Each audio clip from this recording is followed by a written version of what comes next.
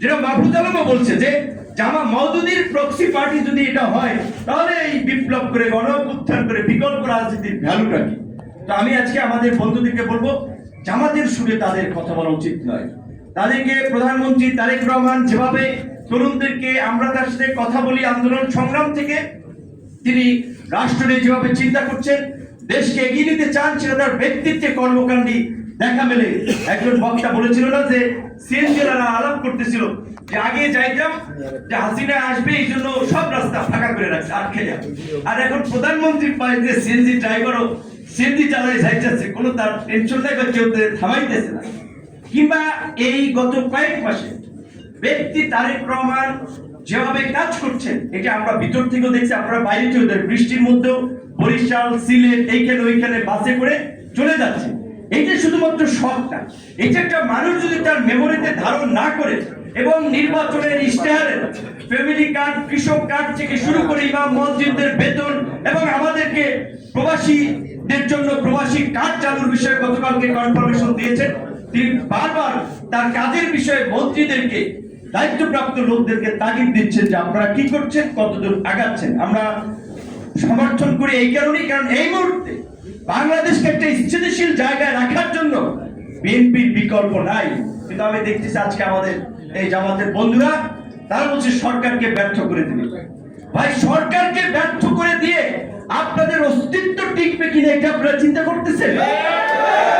আপনাদেরকে আজকে মনে করছেন বিভিন্ন অ্যাম্বাসেডররা জামাতের আমিরের অফিসে যাচ্ছে 5ই আগস্টের পূর্বে আপনাদের সাথে কিন্তু প্রকাশ্যে কেউ মিটিংও করে নাই, মনে রাখবেন।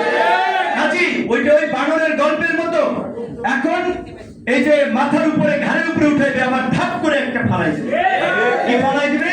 ওই যে বলেছিলাম যে বিদেশি গোষ্ঠী আন্দোলনের সেই দিকে নিয়ন্ত্রণ নেওয়ার জন্য চেষ্টা করেছে জামাতের মাধ্যমে, এইখানে একটা উগ্রপন্থার উত্থান হচ্ছে, এটা দেখিয়ে সামনে একটা রাজনৈতিক সংকট তৈরি করতে যাবে। কাজী আমি এই জুলাই গণঅভ্যুত্থান অংশীদার ছাত্র যুবক তরুণদেরকে আমি বলবো দেশের স্বার্থে বাংলাদেশের স্বাধীনতা সার্বভৌমত্বের স্বার্থে জামাতের বিরুদ্ধে আমাদের সতর্ক থাকতে হবে, জামাতের ষড়যন্ত্রের বিরুদ্ধে আমাদের সতর্ক থাকতে হবে। তারা সরকারকে ফেলে দিতে চায় বাইরে বক্তব্য, অথচ ভিতরে কিন্তু কাম এন্ড কুল পজিটিভলি আলোচনা করে বাইরে উল্টা পাল্টা বক্তব্য দিয়ে একটা বিভ্রান্ত করে মানুষকে একটু উত্তেজিত করছে। ফায়দা কি হচ্ছে?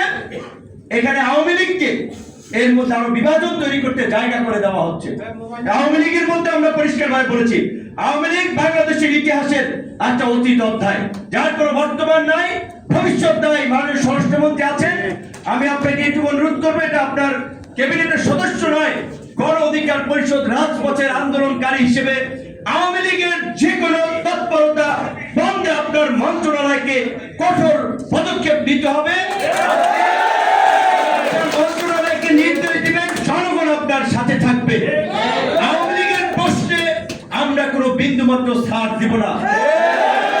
ওই বিপ্লবী বন্ধুরা তলে তলে তারা দেখেন মিটিং করে বন্যার ত্রাণ দিতে যায়, আওয়ামী লীগের নেতাদের বাসায় গিয়ে খায়।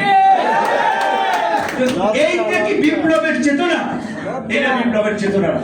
কাজে আমি আমাদের তরুণ বন্ধুদের আসেন, আমরা রাজনীতি করি, কিন্তু জাতীয় রাজনীতিতে জামাতের বিষয়ে আমাদের একটা সিদ্ধান্ত থাকতে হবে। জামাতকে আমরা স্পেস দেবো, জামাতের প্রশ্নে আমরা কতটুকু টলারেট করবো, কারণ জামাতের উত্থান এই দেশের স্বাধীনতা সার্বভৌমত্ব ভবিষ্যতের জন্য হুমকি স্বরূপ।